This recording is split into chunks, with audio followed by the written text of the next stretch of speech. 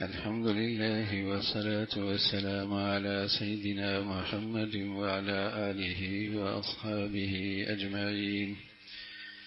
الحمد لله والصلاة والسلام على سيدنا محمد وعلى آله وأصحابه أجمعين.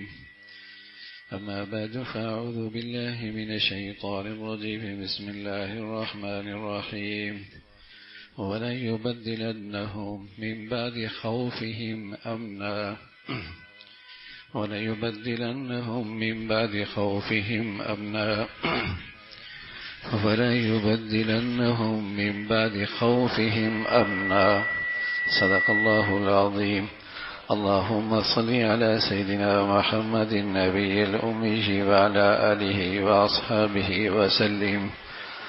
اللهم صل على سيدنا محمد النبي الأمي وعلى آله وأصحابه وسلم.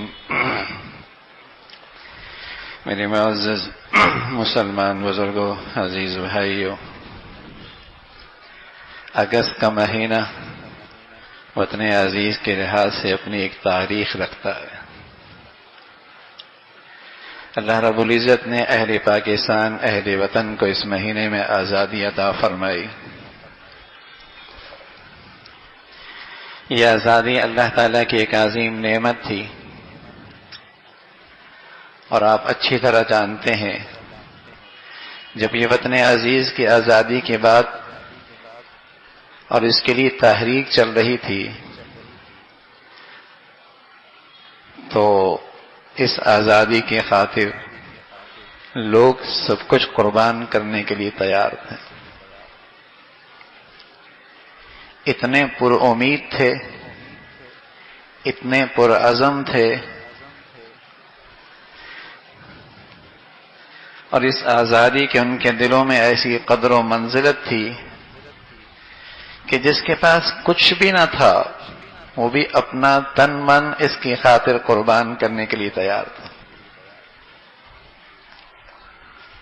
اور قربانیاں ہوئی بھی، قربانیاں دی بھی. بہت کچھ اس وطن کی آزادی کے لیے قربان کیا گیا. تو جب آزادی کی تحریک چل رہی تھی تو جذبہ، شوق، پر امید اور اس آزادی کی قدر و منزلت ایسی تھی کہ سب کچھ قربان کرنے کا جذبہ موجود تھا. اور آج سب کچھ ہے لیکن اس ملک میں رہنا نہیں چاہتے. مایوسی اس درجے تک پہنچ چکی ہے کہ یہاں رہنا نہیں چاہتے. لوگ یہاں سے بھاگنے کے لیے اپنی جانیں دے دیتے ہیں کہ نکلوں کیسے.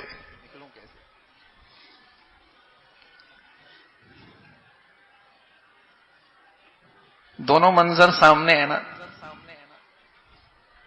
احتساب کا موقع بھی ہے نا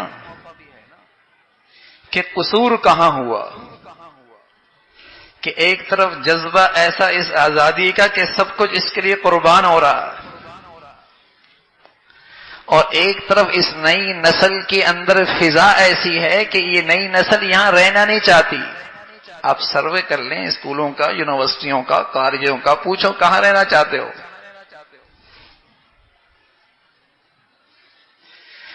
جو جتنی بڑی یونیورسٹی ہوگی اور اسکول ہوگا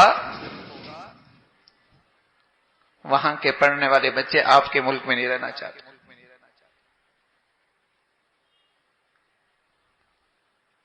غور و فکر کی بات ہے کہ ایک طرف وہ امید اور خوشی اور حوصلہ اور اس آزادی کی ایسی قدر و منزلت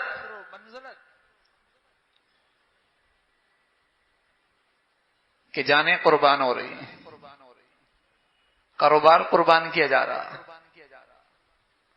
زمینیں جائیدادیں چھوڑی جا رہی ہیں، اور اس آزادی کے تحریر میں آگے بڑھ کر شامل ہو رہے ہیں.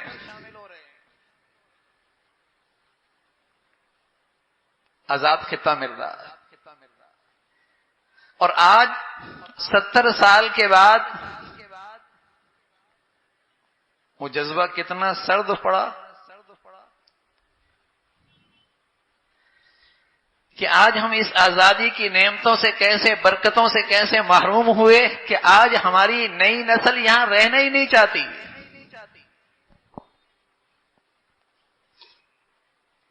مایوسی، نا امیدی. کسی مجلس میں جائیں، کسی محفل میں جائیں تو وہاں مایوسی کی باتیں ملیں گی.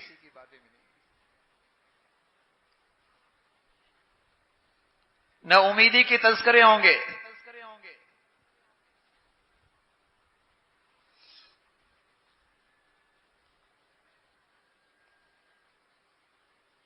الحمدللہ، الحمدللہ. اللہ رب العزت ہمیں ایمان اسلام کی قدر و منزلت سمجھا دے تو اسلام اس ملک کی آج بھی ایسے دلوں میں قدر ہوگی. ایک طرف آپ ان عصری علوم کے اداروں کا جائزہ لیں اور برا نہ منائیے گا، دوسری طرف ذرا ان دینی اداروں کا بھی جائزہ لیجئے گا. آپ کو کوئی بھی اس ملک سے جانے کے لیے تیار نہیں ملے گا. اسے آزادی کی آج بھی قدر ہے اور اس ملک سے آج بھی پر امید ہے.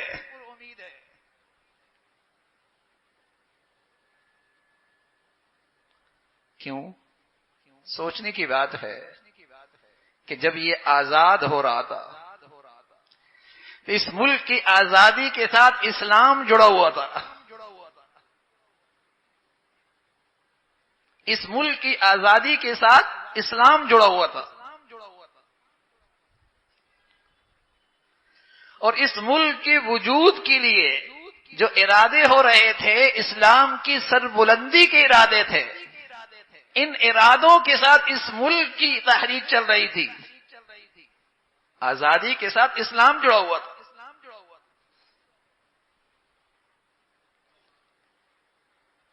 تو لوگ اس آزادی کے لیے اپنا سب کچھ قربان کر رہے تھے.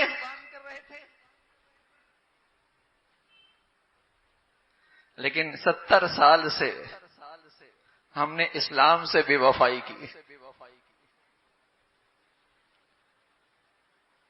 بدقسمتی ہے اس ملک کی، اسے 70 سال میں ایک بھی ایسا حکمران نہیں ملا جسے اپنی ذاتی زندگی اور قومی زندگی میں اسلام قابل ترجیح ہو. اس کی ذاتی زندگی میں، انفرادی زندگی میں اور قومی زندگی میں اسلام اس کی سب سے بڑی ترجیح بن جائے.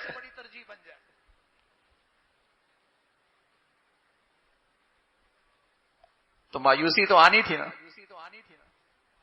اس ملک کی فضا میں پھر مایوسی تو آنی تھی. آزاد ہو رہا تھا، جانے دے رہے تھے، آزادی مل جائے. اسلام جڑا ہوا تھا نا کہ اسلام کی خاطر ایک آزاد خطہ مل رہا ہے. اگر اس وقت کے حکمرانوں کو یہ توفیق ملتی کہ یہاں اسلام نافذ ہوتا تو پورے عالم میں اسلام کا نشاط ثانیہ ہوتا. پورے عالم میں انسانیت کو ایک رحمت کا سایہ اور پیغام ملتا. توفیق نہیں ہوئی. یہاں کے دیندار طبقے نے، یہاں کے دیندار طبقے نے دین کی فضا تو برقرار رکھی، مساجد کی صورت میں، دین کے کاموں کی شکل میں، دینی اداروں کی شکل میں. لیکن یہ ملک قومی سطح پہ معاشرتی، اقتصادی، سیاسی، معاشی مسائل سے دوچار ہوتا چلا گیا. اور آج یہ حال ہے کہ اس کی زندگی اور موت ایسے بے رحم دشمنوں کے ہاتھ میں ہے جس سے اس نے قرضے لے رکھے ہیں، سود لے رکھا ہے. بے رحم دشمنوں کے ہاتھوں میں آج اس کی زندگی اور موت کا نقشہ ہے.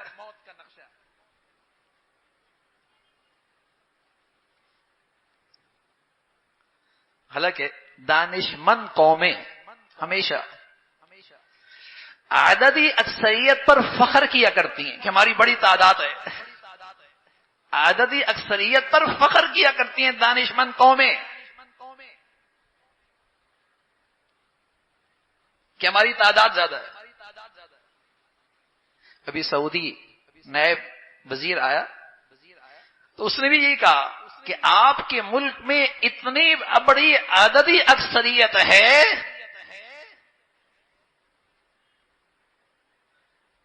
جو کسی ملک کی تعمیر کا بڑا سامان ہوتا ہے. تو دانشمند قومیں عددی اکثریت پر فخر کیا کرتی ہیں، اور پھر اگر اس قوم کو عسکری قوت، فوجی طاقت بھی مل جائے تو وہ دنیا میں مضبوط طاقت بن جاتی ہے. لیکن اس ملک کے پاس تو عددی اکثریت بھی ہے، فوجی طاقت بھی ہے، زمین اور پہاڑ اور سمندر بھی خزانوں سے بھرے پڑے ہیں، سورج اور چاند کی روشنی بھی میسر ہے، ہر قسم کے موسموں کی نعمتیں بھی اللہ نے دے رکھی ہیں. لیکن یہ سب چیزیں کیوں ناکارہ ہو رہی ہیں؟ اسلام سے بے وفائی جاری ہے، اسلام سے بے وفائی جاری ہے. عددی اکثریت قومیں دنیا میں معاشی لحاظ سے ملکوں کو بلیک میل کرتی ہیں کہ ہمارے پاس اتنی بڑی منڈی ہے، اور ہم نادان اس کو بوجھ سمجھ رہے ہیں کہ ہماری تعداد زیادہ ہو رہی ہے. خود رسول اللہ صلی اللہ علیہ وسلم فرمایا کرتے تھے، آپ نے ترغیب دی عددی اکثریت کی، نسل کشی کی مذمت فرمائی. قرآن نے بھی اس کی تلقین فرمائی کہ نسل کشی یہ اللہ کے رزاقیت کے عقیدے کے خلاف ہے. کوئی فرد، کوئی جماعت، کوئی حکومت تمہیں رزق نہیں دے سکتی، وہ صرف رزق کی تدابیر کر سکتی ہے، رزاق اللہ.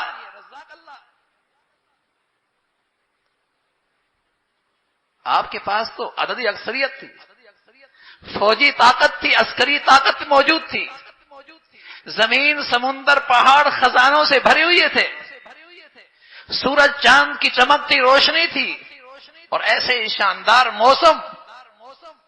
پھر کیوں غیروں کے اور بے رحم دشمنوں کے محتاج کیوں بنے؟ نہ اہل لوگ جو اسلام سے بیزار تھے، جن کی ذاتی زندگی میں بھی اسلام نہیں تھا اور قومی زندگی کے اندر بھی اسلام ان کی ترجیح نہیں تھی، اس کا نتیجہ ہے کہ آج ہم آزادی کی برکات سے محروم ہو رہے ہیں، اور ہماری نئی نسل اس قدر مایوس ہو چکی ہے کہ یہاں رہنا نہیں چاہتی.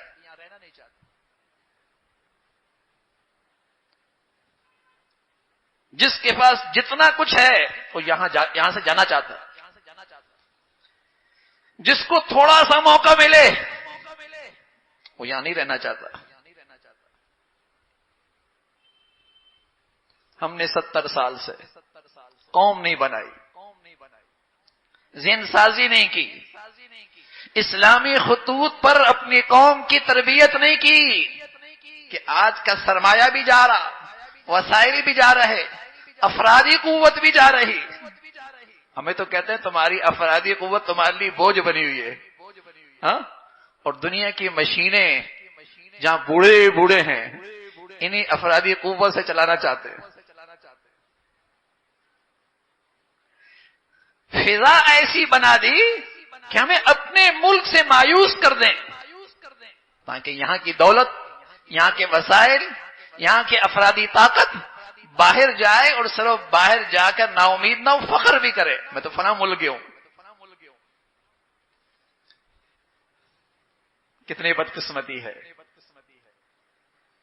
صلاحیتیں بیٹا مسلمان کا، اولاد مسلمان کی، سرمایہ مسلمانوں کا، دولت اسلامی خطے کی، اور یہ ساری چیزیں کام کس کے آ رہی ہیں؟ اسلام کے دشمنوں کے کام آ رہے. وائے افسوس متاع کارواں جاتا رہا، وائے افسوس متاع کارواں جاتا رہا، کارواں کے دل سے احساس زیاں بھی جاتا رہا، متاع کارواں جاتا رہا، کارواں کے دل سے احساس زیاں جاتا رہا۔ کیا لٹ گئے؟ کیا کچھ ضائع ہو گیا؟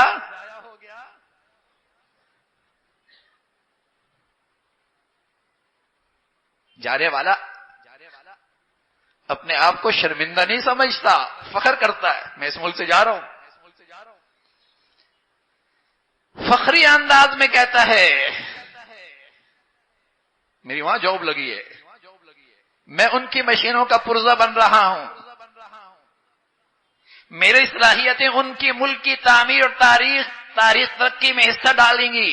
شرمندہ نہیں ہوتا، فخر کرتا ہے ہم نے پڑھایا ہی ان کو ایسا ہے، ہم نے سکھایا ہی ان کو اس کا ہے۔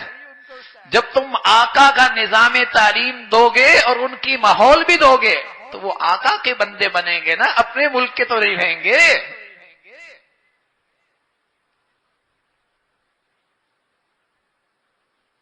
70 سال سے قوم نہیں بنائی، معاشرتی مسائل ہم کوستے تو ہیں اپنے معاشرے کو، طنز اور تنقید تو کرتے ہیں، لیکن کبھی یہ سوچا بھی نہیں کہ اس میں میری بھی تو کوئی ذمہ داری تھی۔ میں اس ملک کے لیے کیا کر رہا ہوں، میں اس ملک کے لیے کتنا کارآمد ہوں، میرا کتنا حصہ ہے اس ملک کی تعمیر میں، میں اپنی صلاحیتوں سے اس ملک کی کیا خدمت کر سکتا ہوں۔ ہمارے بزرگوں نے جب اس ملک کو آزاد کیا اور یہ آزاد ہوا تو عجیب بات فرمائے یہ خطہ آزاد نہیں ہوا، یہ ملک اسلام کے لیے آزاد ہوا ہے، اور اس کی قدر و منزلت ہمارے نظر میں ایسی ہے جیسے مسجد کی ہوتی، اس کی قدر و منزلت ہماری نظر میں ایسی ہے جیسے مسجد کی ہوتی۔ یہ ہمارے ہاں یہ ایسا محترم خطہ ہے، اسلام کے نام پہ لیا گیا،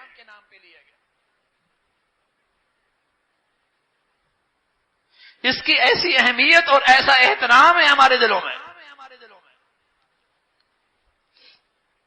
لیکن اس سوچ کے ساتھ اور اسلام کے خطوط پر اگر اس نئی نسل کی اس قوم کی تربیت ہوتی تو آج ہر آدمی اس کی خدمت میں جتا ہوا ہوتا، لیکن آج جس کو جہاں موقع ملتا ہے، جس ادارے میں موقع ملتا ہے، اس ملک کو کھوکھلا کر رہا ہوتا، اس ملک کو لوٹ رہا ہوتا ہے،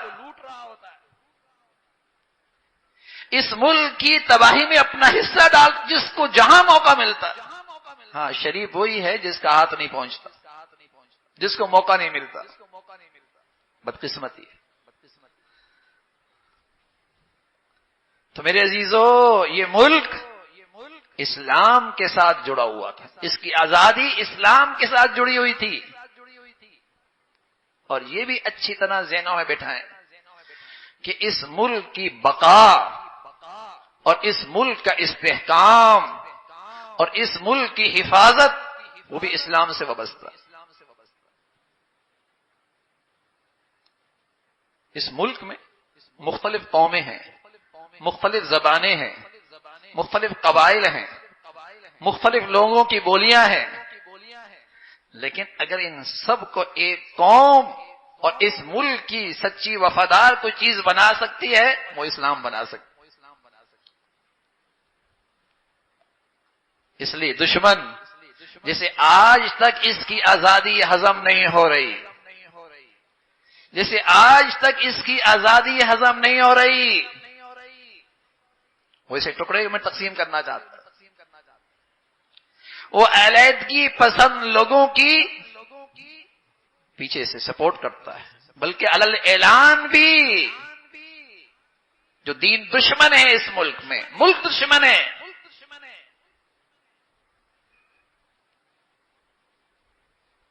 پیچھے وہی لوگ ہیں، وہی قومیں ہیں جنہیں آج تک اس ملک کی آزادی ہضم نہیں ہو رہی، لیکن اللہ کا وعدہ تھا، اللہ کا وعدہ ہے وَلَيُبَدِّلَنَّهُم مِّن بَعْدِ خَوْفِهِمْ أَمْنًا، اگر تمہارے ملک میں اسلامی قوانین نافذ ہوتے تمہارا خوف امن سے بدل جاتا. اگر تمہارے خطے میں اسلامی قوانین نافذ ہوتے تو تمہارا خوف امن سے بدل جاتا. تمہیں باہر بھی امن ملتا اور تمہارا اندر بھی چین اور سکون سے رہتا. تم اندر کے لحاظ سے بھی چین اور سکون میں رہتے اور تمہاری جان و مال، عزت و آبرو بھی تمہاری محفوظ ہوتی. اگر تم نعمت اسلام کی قدر کرتے جس کے لیے تمہیں آزادی ملی تو اللہ تمہیں یہ انعام بھی دیتا اور آزادی کی یہ برکات بھی تمہیں نصیب ہوتی کہ تمہارا خوف امن سے بدل جاتا، تمہاری بے چینی اور بے سکونی سکون سے بدل جاتی. تو میرے عزیزو، آزادی کی نعمت کی ہم نے قدر بھی کرنی ہے اور اس ملک کی تعمیر اور حفاظت میں اپنا حصہ بھی ڈالنا ہے. یہ اس ملک کا ہم پہ حق ہے. اللہ رب العزت ہم سب کو اس کی توفیق نصیب فرمائے. وآخر دعوانا الحمدللہ رب العالمین.